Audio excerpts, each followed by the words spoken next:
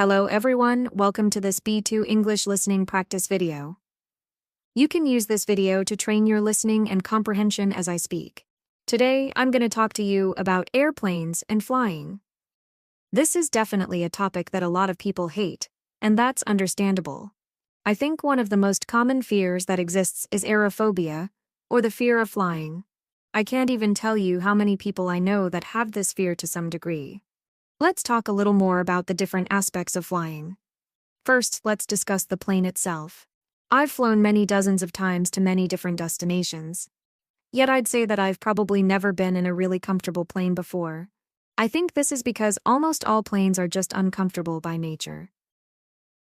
They've got to cram all these passengers into a little space, and of course, the more passengers, the more money. So naturally, there's not going to be a lot of space or comfort. And of course, if you're flying short distances, you're probably not going to be in a big plane, so the space is already going to seem limited because of that. The times that I've flown on long-haul flights, I did notice that I had a little bit more legroom on those planes, but I've also flown on some really small planes where I have to duck when I go down the aisle. Those planes are obviously the least comfortable to travel on.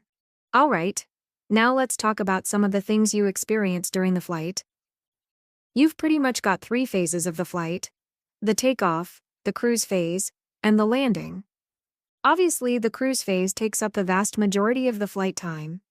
This is the actual flight, so to say. But the takeoff and the landing are the crucial phases of the flight, because in the very, very rare chance that something does go wrong, it's usually in one of these 2 phases. So if you're going to get nervous about flying, it should be about the takeoff and landing, not about the cruise phase. It's funny because so many people get freaked out during patches of turbulence when the plane is in the cruise phase. If you've flown at least a few times in your life, you've probably experienced this at some point. The plane starts shaking, things get a little rocky, and the plane might even freefall for a second or two.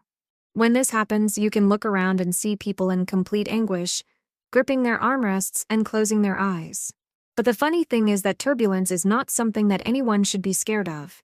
It's 100% normal, and planes are specifically built to be able to withstand insane amounts of turbulence. There's nothing really to be scared about, so the next time you find yourself in a rough patch of turbulence, just sit back and relax. The takeoff and landing are the phases that entail much more risk, especially the landing. But all that said, it's still really rare for something to go very wrong during these phases. Flying is actually one of the safest, if not the safest, modes of traveling, so don't worry. Alright, now let's just talk a little bit about what you can do while you're flying. There are some people that can sleep on planes without any problem, and I'm not one of these people. Unfortunately, I can only sleep on planes when I'm super tired, which isn't the case normally. I'm the type of person that likes to read on planes, or if it's a long flight, I might watch some movies. I just try to keep my mind as occupied as possible, or else the flight feels like an eternity. Okay, that's all for today. Leave a comment and tell me whether or not you like flying. I'll see you next time.